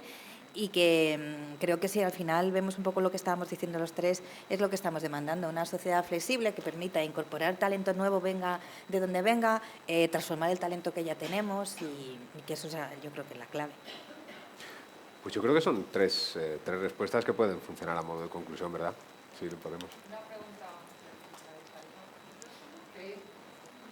Es que no sé. ¿Creéis que está fallando la comunicación con los jóvenes? ¿Cómo podemos hacer para acercarnos a ellos de una manera más... Abrimos otra mesa redonda. Bueno. Sí, ha preguntado que si se cree que está fallando la comunicación con los jóvenes. Es la pregunta que acaba de... Comunicarse siempre es difícil, al mismo tiempo que está en la base del ser humano, así que hay que ser optimista, pero que el primer paso para comunicarse es escuchar. Entonces yo no sé cuánto les estamos escuchando y que hay que escucharles más para construir ese futuro con ellos. Entonces, bueno, pues sí que es verdad que no siempre escuchamos todo lo que se les necesita escuchar y que el primer paso para comunicarse con ellos, aparte de hablar su lenguaje, es escucharlos. Para escucharlos hay que conocerlos. Hay una teoría que es la teoría del ladrillo suelto, no sé si la conocéis, que dicen los albañiles que cuando tienen que derribar un muro hay un ladrillo que está más flojo y si tú das un golpe en ese muro, el muro cae. Bueno, pues nuestros adolescentes y nuestros jóvenes, y nosotros también, crean muros. ¿Qué hay que hacer? Encontrar su ladrillo suelto. En algunos es Ibaillanos, en otros son youtubers, en otros será un háster, en otros será el baloncesto. En la mayoría de vosotros, si yo pregunto por vuestros hijos o vuestros padres, ahí os toco la fibra y os vais a abrir. Bueno, pues hay que encontrar el ladrillo suelto y después escuchar mucho. El otro día escuchaba a Iñaki Gabilondo que decía que, ya jubilado y todo, que él estaba en primero de escucha. Bueno, pues tenemos que estar en primero de escucha. Hombre, yo creo de todas formas también que la gente joven en general no va a un lugar institucional, en general no va a lugares institucionales, entenderme cuando digo institucionales, Quiero decir, a no ser que no le quede otra para sacarse, porque están obligados a sacarse la tarjeta de... Y nos pasa a nosotros también, Quiero decir, yo creo que a las entidades también nos pasa. Quiero decir, porque pensar que la gente va a ir primero que identifiquen la necesidad claramente de lo que necesitan, segundo que sepan dónde tienen que ir. Es decir, el ejemplo es el ingreso mínimo vital, que no digo nada que no se sepa públicamente, es cuánta gente no lo tiene, no porque no tenga derecho a él, sino porque no sabe cómo tramitarlo, no sabe dónde acudir, porque está en otro lugar.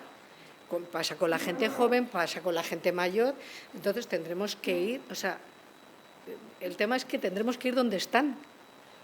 Tendremos que ir donde están. ¿Dónde están? En las redes sociales, pues tendremos que ir allí. ¿A quién escuchan más son tal? Pues tendremos que ir allí. Ahí es donde está lo de la flexibilidad. Uno, y luego las metodologías con gente joven no tienen nada que ver con un adulto. ¿No?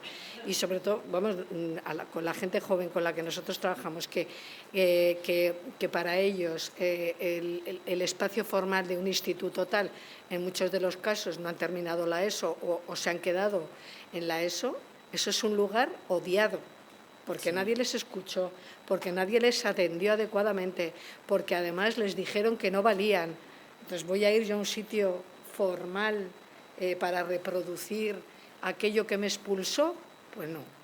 Entonces, hay que buscar otros espacios y otra forma de hacer las cosas. Bueno, y enseñarles que a lo mejor parten de prejuicios. Mira, voy a poner una anécdota. Ayer estaba en clase con un estudiante y no sé por qué me dijo, ¿me recuerdas a mi madre? No sé, yo pues recuerdos a tu madre. Y me dice, yo estoy aquí por ella porque yo no quería estudiar. Yo quería emprender, me dijo. Y ya he tenido varias ideas que no han salido bien, no sé qué. ¿Y aquí qué me van a aportar para eso? Digo, no, es que la universidad también está apoyando, ¿verdad?, el emprendimiento. Entonces también que se den cuenta que en esos espacios aparentemente formales ellos tienen una visión, no son como ellos creen. Sí. Es un lugar donde también van a poder encontrar eso que buscan y tenemos que estar ahí para recordárselo. Entonces yo creo que es importante también derribar esos prejuicios con los que a veces tienen de nuestras instituciones. Lo que pasa es que es curioso que vivimos una realidad que parece que está muy hiperconectada y sin embargo no lo es tanto. Hay grupúsculos conectados entre sí, desconectados del resto. Sí. Y al final no es tender un puente, hay que tender miles. Hay que tender miles. Sí. Y eso lo hace todavía mucho más complejo y todavía mucho más complicado. Más interesante también. Sí, claro, donde está la complejidad está el interés, pero también está el intríngulis, ¿no? Las soluciones a corto plazo no existen. Bueno. Por lo menos en lo que estamos, creo, poniendo encima de la mesa en estas jornadas. A corto plazo es muy complicado. Que es un espacio institucional, pero que hay una red humana. Que nos vean, somos personas, que hay una red humana, que hemos pasado parte de lo mismo que están pasando ellos en otro momento. Para mí eso es muy importante. Que no sean recursos humanos, que yo lo odio, es un oxímoron. Recursos humanos como si fueran grapadoras o material de oficina. Sí, efectivamente. Eso sí. pues me parece que es una de las maneras de llegar a la gente. Mira, yo voy a hacer una propuesta aquí que es que pongáis una H delante de CIL. Yo hablo de escuela con H, hablo de educación con H, porque hablo de humanización de la educación, hablo de humanización de la escuela, y la idea no es mía. La idea viene de Gaby Heras, que coincidí en una charla TEDx que dimos en Valladolid, también estaba el presidente de la Cruz Roja, y él habla de las UCI, con H, de las unidades de cuidados intensivos. Tenemos que humanizar este mundo. Y lo tenemos que humanizar en el ECIL. Antes me ha encantado a un compañero o una compañera que decía, no, cuando vienen les recibimos, les escuchamos, luego hacemos lo que podemos, pero bueno, pero aquí somos personas y aquí tenemos todos algo, ¿no? Yo en la escuela pretendo humanizarlo y yo, bueno, estoy seguro que desde el ECIL vais a poner esa H. Sí, transitando hacia el empleo. Yo quería dirigirme directamente a la universidad. La universidad a ese universitario que el primer año abandona, que el tercer año abandona, que termina la carrera y ve la realidad, ¿qué hace por él? Bueno, pues como hemos venido diciendo, en primer lugar siempre vamos a encontrarnos con algún estudiante que tenga que reorientar su decisión, que muchos de los abandonos son reorientaciones. Terminan estudiando otra titulación o buscando otro lugar. Entonces, la respuesta es orientarles en ese abandono. También dejarles claro que tampoco es un drama. Yo sé que puede vivirse como tal, pero que es un momento de la vida todavía donde las decisiones, como se ha dicho, son complicadas de tomar y que uno puede reorientar. Así que yo creo que ese mismo acompañamiento del que estábamos diciendo tiene que estar, y más particularmente en estos casos. El que termina y no encuentra un empleo, que para mí es de todos los casos que has dicho el que más debe preocuparnos, pues intentar que su formación siga ampliándose, que busquemos dónde puede reorientar eso que ya tiene, cómo puede transformarse a través de la formación continua, porque la universidad cada vez más no está solamente en esos títulos de grado, en esos másteres, sino esa formación continua. Vuelvo a hablar la tercera vez ya de las microcredenciales, pero que yo creo que son claves, y es lo que nosotros podemos ofrecer. Al final no ofrecemos fórmulas mágicas, ofrecemos formación y ofrecemos flexibilidad. Y hasta aquí es donde nosotros podemos llegar e intentamos hacerlo lo mejor posible. Los servicios por ejemplo, de la Universidad de Valladolid, a partir de la fundación de la Universidad de Valladolid, de acompañamiento en esos primeros años, porque nosotros, por ejemplo, las estadísticas que tenemos de empleabilidad del primer año al cuarto cambian mucho. Es decir, que muchas veces en ese primer año hay que seguir acompañando las prácticas de recién licenciados, titulados, mejor dicho, pues es lo que nosotros, son las herramientas que nosotros podemos tener y que es lo que le ofrecemos para que esa primera piedrita que han encontrado en el camino no sea algo que ya les impida poder progresar. Pero claro, son los casos en los que hay que ponerles en esa UCI con H, que yo también voy a poner la H a la universidad, de humanizarla, porque son los que realmente nos tienen que preocupar. Los estudiantes de enfermería que antes de que terminen, que acaban de abrir en nuestro campus, ya tienen trabajo, pues nos preocupan un poquito menos, pero por el resto son realmente los que necesitan ese acompañamiento. Yo creo que la universidad también, se podía el primer año pues permitir a los alumnos que entren en diversas clases y que prueben, porque claro, la apertura que hacen cuando van a los institutos desde la universidad van a captar, o sea, van a decir, bueno, haces actas, que es buenísimo y facilísimo casi, y vas a cobrar. Eso yo creo que es un problema de la Universidad Española, hay que abrirse. Que yo voy a hacer la autocrítica mayor, que es muy inflexible en esa movilidad entre títulos, porque, como te digo, la mayor parte de los que abandonan para cambiarse a otra cosa. Sí. Ya que hemos puesto tanto sobre la mesa ejemplos del ámbito anglosajón, pues creo que no copiaría muchas cosas de la universidad anglosajona, pero por ejemplo, esa flexibilidad que tienen en cambios de títulos, ese primer año muchísimo más transversal, que para ellos es una orientación. Por eso yo decía, eso que antes hacíamos el concurso de orientación universitaria, que venía una orientación, que era más bien que no hemos sabido recuperar esa idea de orientación, pues eso sí que está en la universidad anglosajona, donde es muchísimo más flexible. La nuestra, al final, parece que ya te has metido en un camino y que de ese camino no puedes salir. Y debería haber muchísimas más vías que nos permitiesen ir moviéndonos y construir nuestro propio camino, porque al final no podemos dar respuesta a todas esas necesidades. Es que fijaros, en la rigidez de una universidad española, que si yo estudio primero de magisterio, pongo caso en Valladolid y quiero hacer segundo en Salamanca, no me valen porque no me convalidan las asignaturas. Sí, tengo que empezar de nuevo. Bueno, tampoco exactamente, no seamos tan drásticos, pero podía haber muchísimo más reconocimiento. Sí. Pero casi. A mí me pasó. Voy a poner mi caso. Yo estuve a punto de abandonar en cuarto. Fui cobaya en la Universidad Complutense, decidieron ese año plan nuevo, 5 años.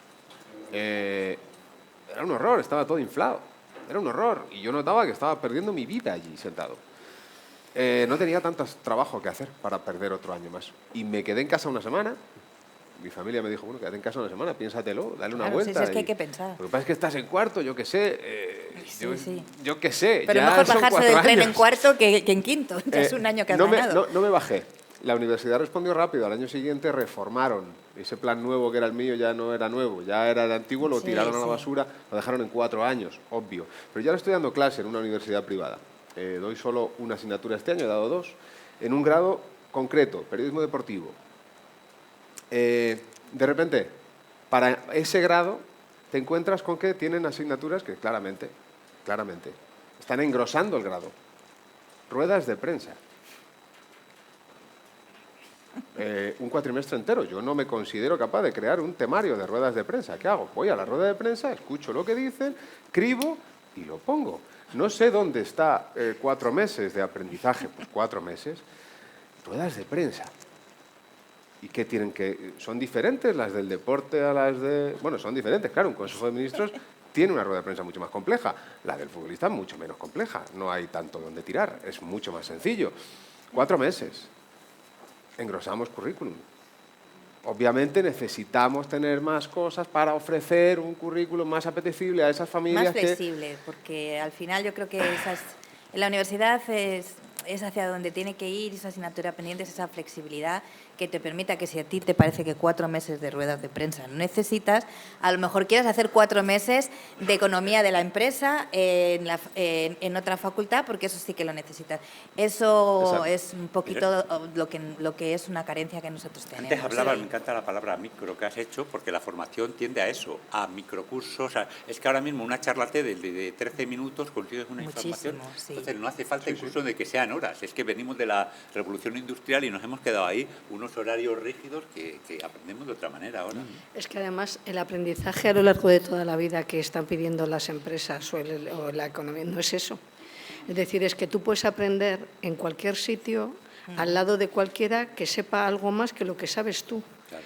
Entonces, está obsoleto, perdona. O sea, Sí. este modelo de no sé cuántas 1000 horas para aprender algo que luego no vas a usar en la vida, pues eso, es decir, es las sensaciones de pérdida de tiempo y luego te vas al mercado de trabajo y te preguntan si sabes usar Canva, tal, no sé qué, no sé cuántos está, y haces así y dices, pero es que esto es lo que necesitamos en el mercado de trabajo.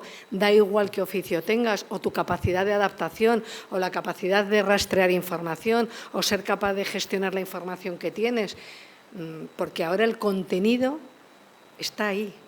Y lo que se necesita ahora son profesionales, que no lo digo yo, lo dicen las empresas. No es así. Yo también, quiero decir, porque yo formo parte de equipos y contrato a gente. Es decir, cuando nosotros contratamos a orientadores, o sea, yo no necesito que sepa, lo digo en primer, yo no necesito que sepa cuál es el perfil profesional que necesita el sector de la hostelería en no sé cuánto está. Para eso está Internet, que lo busque, lo que yo necesito es que sepa buscar la información y sea capaz de interrelacionar la información que tiene y sea capaz de contárselo a esa persona de manera personalizada con H, es decir, cuando decías, ¿no? Es decir, que sea capaz de darle pic a ese ladrillo. Eso es lo que necesita un orientador, una orientadora laboral o un profesor o una profesora, porque el contenido lo va a encontrar. Claro que tienes que tener un contenido básico. Sí. Pero que es que en el mundo en el que vivimos, eso ya está ahí. Hay miles de charlas. La gente no necesita venir a escucharnos. Que se metan en Internet y que seguro que nos graben, no sé. No, lo están viendo, sí. Bueno, Está en pues streaming. Pero es importante. Había por aquí una pregunta, perdonad. perdón. Había por aquí, o una cuestión. Yo no hablo también como vosotros, pero tengo que contar mi experiencia. Un poco de la universidad, ¿vale? Porque la persona que viene aquí y habla de la universidad, la verdad es que la ha puesto de una forma divina. Vamos, Bueno, que... he sacado nuestros puntos débiles. Es la decana. O sea, si no lo hace la decana. Yo solo me gustaría esa H de la que hablamos, que hay que añadir a todos los sectores. Yo a la universidad pondría 2 Hs. A ver, yo tengo mi experiencia personal, dos hijas universitarias.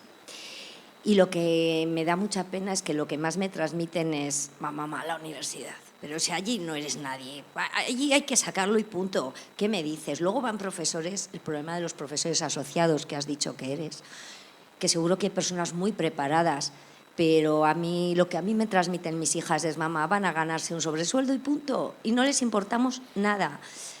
Yo sufro, porque yo digo, menos mal que gracias a Dios están haciendo algo que les gusta, pero si humanizásemos un poquito más eso, seguramente no solo los niños en edad infantil y en edad de eso necesitan esa humanización, es que hay que continuarlo, y el sistema educativo español a nivel universitario tiene que mejorar muchísimo.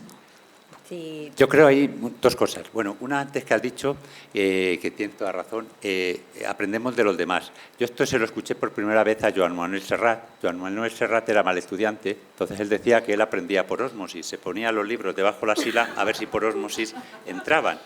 Y yo creo que lo que estabas diciendo, yo creo que en la universidad, pero no solo en la universidad, también en primaria y sobre todo, que antes hablábamos, en secundaria. Muchos de aquí tenéis y estáis sufriendo la educación de vuestros hijos, y digo que estáis sufriendo por lo siguiente: falta formación, no solo humanización, falta formación. Porque mira, yo creo que tenemos que ser maestros o profesores en educación infantil, primaria, secundaria o universidad, y luego de matemáticas, lengua, psicología, de lo que queráis. Y esta frase que acabo de decir es una frase jerárquica. ¿Qué quiero decir? Primero tengo que ser maestro y profesor, tengo que saber motivar, tengo que saber conectar, tengo que saber tratar a mis alumnos con un respeto. Mi hija es universitaria y me dice que no la tratan con respeto. ¿Pero por qué?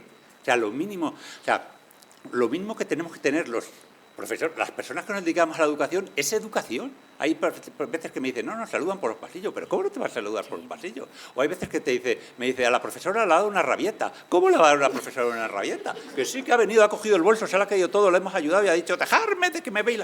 Que no te puede dar una rabieta, que le sacas 30 años y se tiene que notar. Que eres su profesora y se tiene que notar. Y, en segundo lugar, tienen que conocer la etapa y tienen que saber que tratan con adolescentes, y los adolescentes son así. O yo trato con niños de 3 años, o de 6 o de 7, y son diferentes. O yo trato con los abuelitos, o una persona trata con los abuelitos, y psicológicamente les tienen que conocer.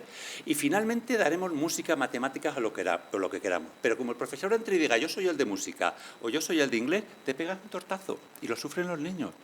Entonces, yo creo que tenemos que formar en estas dos cosas. Yo, de las charlas, y dentro de poco vendré a Segovia, a un instituto, a dar las charlas de Escuela con H, les enseño a dar una clase. Una clase tiene un inicio, una meseta y un final. ¿Cómo se inicia?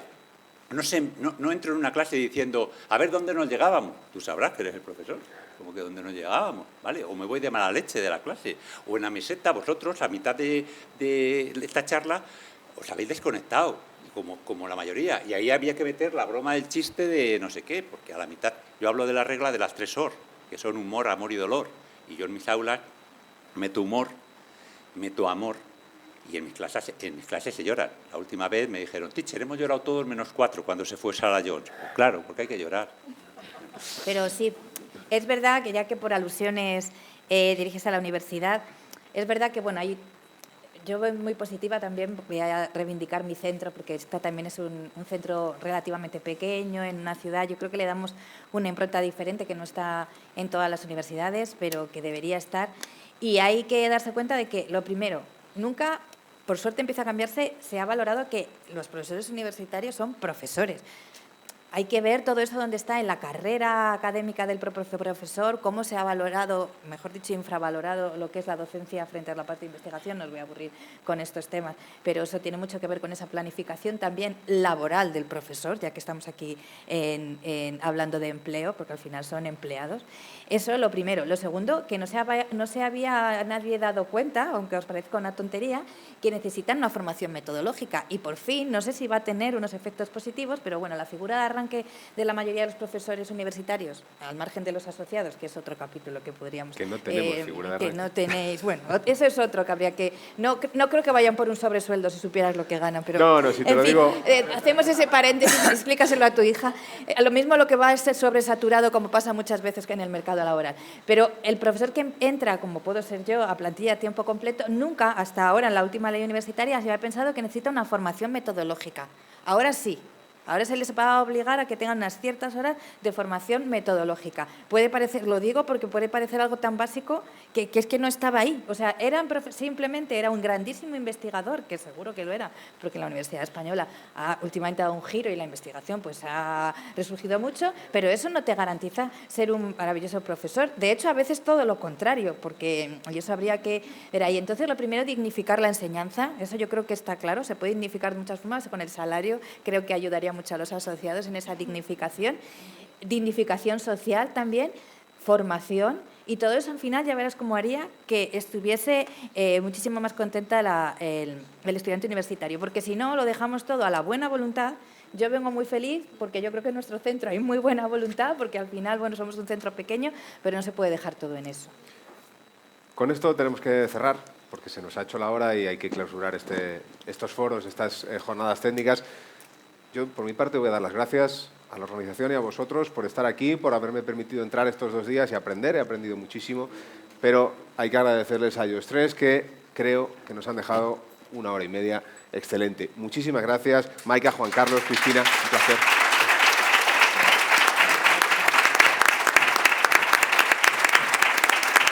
Y gracias a vosotros por estar al otro lado y por seguir orientando, que es muy complejo y muy complicado. Ánimo con ello y a por eso, a por el día a día.